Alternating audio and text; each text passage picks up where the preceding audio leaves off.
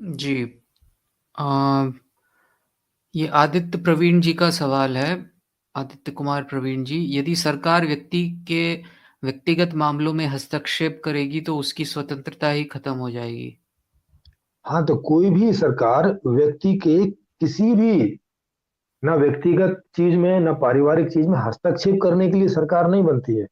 बल्कि उसे जो व्यक्तिगत रूप से चाहिए, पारिवारिक रूप से चाहिए, सामाजिक रूप से चाहिए, वो फैसिलिटेट करने के लिए सरकार बनती है, हस्तक्षेप करने के लिए नहीं बनती है। वो तो आज की कुछ कार्य की आप बात कर रहे हो, जिसे आज लोग सरकार बोलते हैं, वो एक्चुअल में कुछ कार्य है और वो हस्तक्षेप करती है, क्योंकि वो तो मैनेज ही नहीं कर रही व्यक्तिगत चीजों को, व्यक्तियों को अपने आप से करना पड़ रहा है। और जहां उस कुछ कार्य को दिक्कत हो रही है तो वो वहां हस्तक्षेप कर रही है।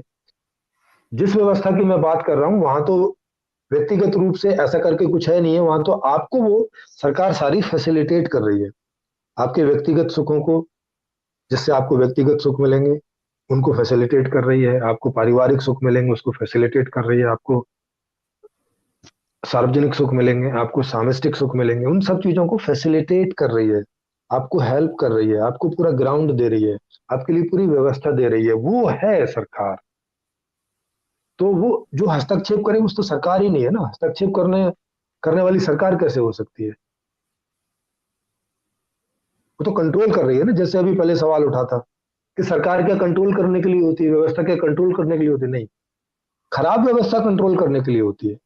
क्योंकि वो आपकी हर चीज व्यवस्थित नहीं कर पा रही, तो उसे आपको कंट्रोल करने की जरूरत पड़ेगी, नहीं तो अनार्की फैल जाएगी। लेकिन ये जिस व्यवस्था की मैं बात कर रहा हूँ, ये कंप्लीट व्यवस्था है, इसीलिए इसका नाम है संपूर्ण समाधान। और अंग्रेजी में है द कंप्लीट सॉल्यूशन। आंशिक सॉल्यूशन नहीं, या अधिकतर सॉल्यूशन नहीं, संपूर्ण समाधान। और जब संपूर्ण समाधान की बात हो रही है तो आपके हर एक सुख की बात हो रही है, और आपका हर एक सुख वो आपको प्रदान करेगी। तो इसमें आपको कंट्रोल करने की बात ही नहीं पैदा होती। आपके किसी बात में हस्तक्षेप करने का मतलब ही नहीं होता। जैसे आपको अच्छा खाना खाना है और अच्छा खाना आप खा रहे हैं, तो वहां कोई हस्तक्षेप करने थोड़ी आएगा कि हाँ आप कैसे खा रहे हो, नहीं खा सकते भाई, हटो, चलो। ये हुआ ना हस्तक्षेप। यही कंट्रोल हो गया कि आप तो खाना खाना चाह रहे हैं, आपको खाना खाने नहीं दिया जा रहा, आपको कंट्रोल किया जा रहा है।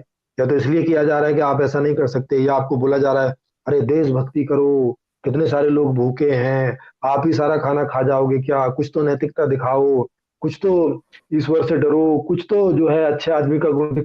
ऐसे ऐसे करके कंट्रोल किया जाता है साइकोलॉजिकली, या नैतिक रूप से, या दंडे के रूप से, कि नहीं आप खा नहीं सकते, आप खाएंगे तो आपको जेल में डाल देंगे। तो वो है ना कंट्रोल। वो कब जरूरत पड़ती है? जब खराब व्यवस्था है।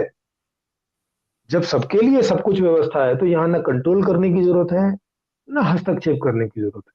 हस्तक्षेप बोलो या कंट्रोल बोलो, एक ही बात है। जी।